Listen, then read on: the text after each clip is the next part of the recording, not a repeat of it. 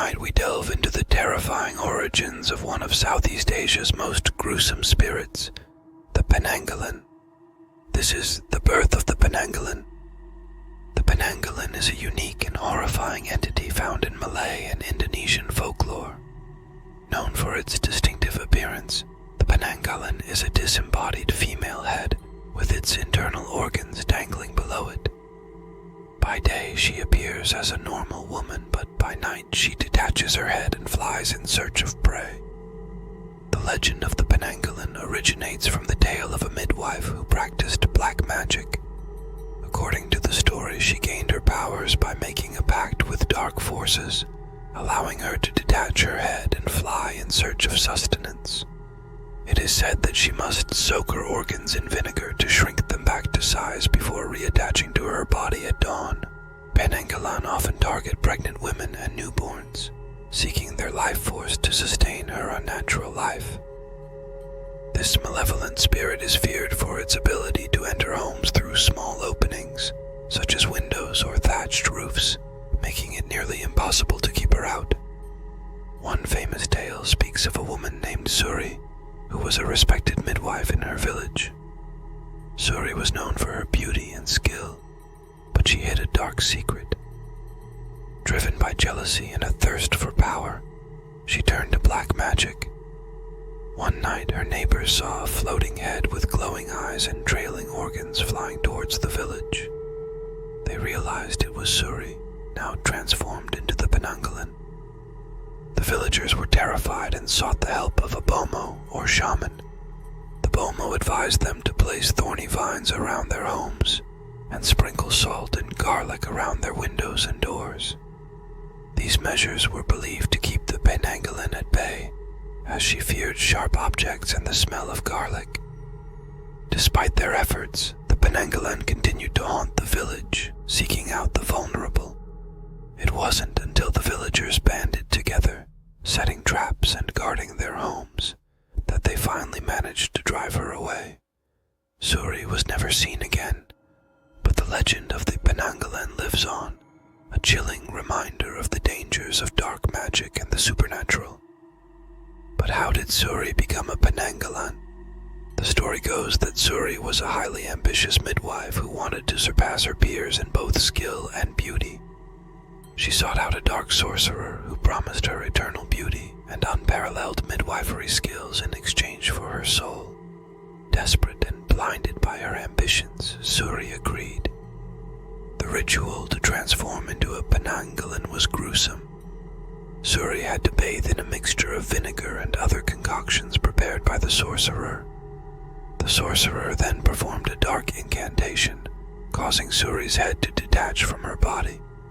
Her internal organs trailed behind her head, kept alive by the black magic that now coursed through her veins. Every night Suri's head would detach and fly into the night in search of sustenance. Her transformation was not without its pains. Her organs would swell and burn if she didn't soak them in vinegar upon returning to her body before dawn. The discomfort and the hunger drove her to madness, turning her into a relentless predator.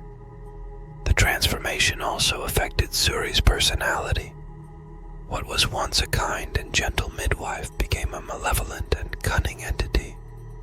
Her jealousy and desire for power amplified, making her a relentless and dangerous spirit. She targeted those she envied, especially pregnant women and newborns, whose vitality and innocence she craved. The Penanggalan's vulnerability lay in her disembodied state. When her head detached, her body remained lifeless and hidden. Villagers soon realized that destroying her body while she was out hunting would prevent her from reattaching at dawn, effectively ending her existence. This knowledge gave the villagers a slim chance of defeating the Penanggalan. The villagers, led by the wise Bomo, set a trap. They pretended to let their guard down, luring the Penanggalan into a false sense of security. As her head flew out into the night, the villagers stormed Suri's house, found her lifeless body and destroyed it. When the Penanggalan returned at dawn, she found no body to reattach to and perished with the rising sun.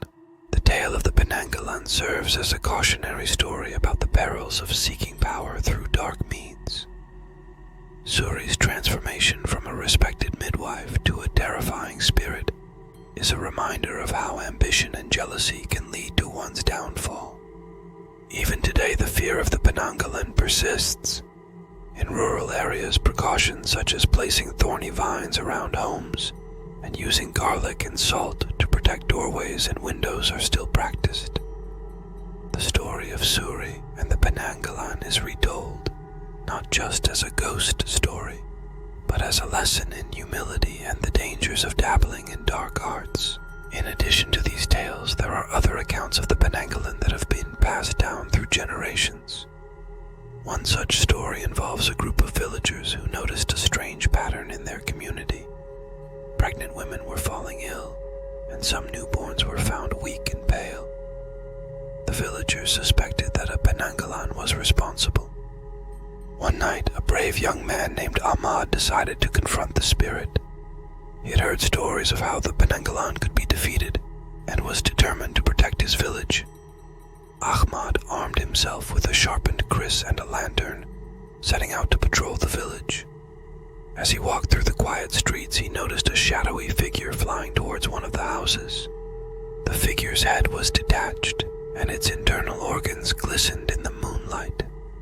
Ahmad knew he had found the Penanggalan. He followed the spirit to a small hut on the outskirts of the village. Peering through a crack in the wall, Ahmad saw the Penanggalan's head returning to its body, a grotesque sight that made his blood run cold. Summoning his courage, Ahmad waited until the spirit was about to reattach before bursting into the hut. With a swift and precise strike, he destroyed the Penanggalan's body, ensuring it could never return to terrorize the village again. The villagers praised Ahmad's bravery and celebrated their newfound safety. However, they remained vigilant, knowing that other Penanggalan could still be lurking in the shadows. They continued to share stories and warnings, passing down knowledge to protect future generations. The Penanggalan is not just a tale of horror, but also a symbol of resilience and the importance of community. The villagers' ability to band together and protect one another serves as a reminder that even in the face of supernatural threats, unity and courage can prevail. Thank you for joining us on this exploration of the origins of the Penanggalan. Stay vigilant and remember, some stories are more than just myths. Stay tuned for more haunting tales from the Yurei Whispers.